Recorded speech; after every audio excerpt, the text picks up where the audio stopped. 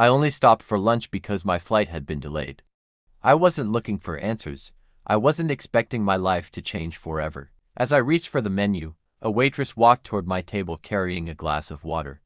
She looked exhausted, pale, and heavily pregnant. Then she looked up. The tray slipped from her hands. Our eyes locked. My heart stopped. It was my daughter Law. The woman my son had buried almost a year earlier. Her lips trembled as tears rolled down her face. She leaned close and whispered just 6 words. Please, don't tell him I'm alive. I thought nothing could shock me more. I was wrong. My name is John.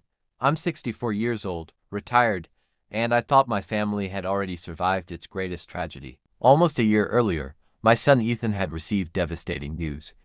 His wife, Emma, had supposedly died in a terrible boating accident while traveling alone. The Coast Guard searched for days before giving up. Since her body was never found, everyone assumed the ocean had taken her forever. We held a memorial service. We cried. We tried to move on, but something never felt right. Emma had always been close to me. She called every Sunday, never missed birthdays, and loved family more than anything. The idea that she'd disappear without a trace never sat well with me. Still, life moved on. Until that afternoon, standing in front of me was Emma, alive, terrified, and 8 months pregnant. I barely recognized her. She had lost weight.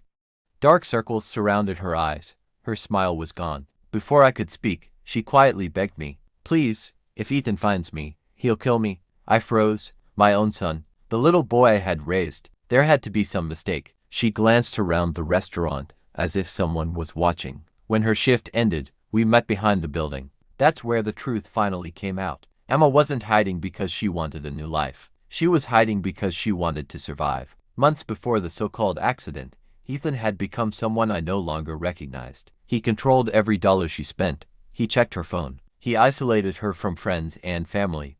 Every disagreement ended with screaming, broken furniture, and eventually bruises she desperately tried to hide. When she discovered she was pregnant, she thought he'd finally change. Instead, things became worse. One night he admitted something terrifying. He didn't want the baby. He told her that if she ever tried leaving, no one would ever find her. Emma secretly contacted a domestic violence organization. Together they created a plan. The boating accident wasn't an accident at all. It was her escape. With help from trained advocates and law enforcement, she disappeared under strict legal protection before Ethan could carry out his threats. Even I wasn't told. The fewer people who knew, the safer she would be. For nearly a year she lived under a different name, working long hours as a waitress while preparing for her baby's arrival. She missed birthdays, holidays, family dinners. Every day she wanted to call me, but fear always won. As she finished telling me everything, I couldn't stop shaking. Part of me wanted to call Ethan immediately. Another part remembered every strange excuse. Every time Emma wore long sleeves in summer. Every moment I ignored because I trusted my son.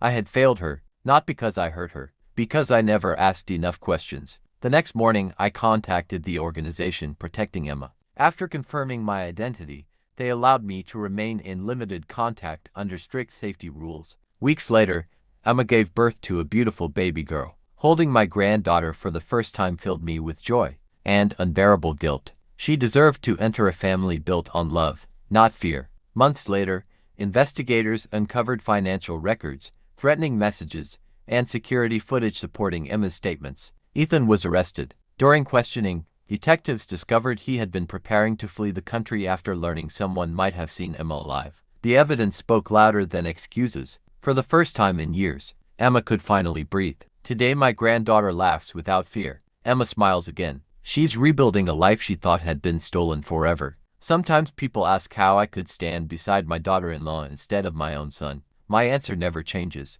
Being family doesn't mean defending someone no matter what they've done. It means protecting the innocent even when the truth breaks your heart. The hardest lesson of my life wasn't discovering my daughter-in-law was alive. It was realizing that love without accountability can become silence, and silence can protect the wrong person. If I had asked one more question, noticed one more bruise, trusted my instincts instead of appearances, maybe Emma would never have needed to disappear. Now I spend every birthday, every holiday, and every ordinary afternoon making sure my granddaughter grows up knowing something her mother fought so hard to give her. A home where fear has no place. Sometimes the greatest act of love isn't holding your family together. It's having the courage to stop protecting lies, so the truth can finally save someone's life.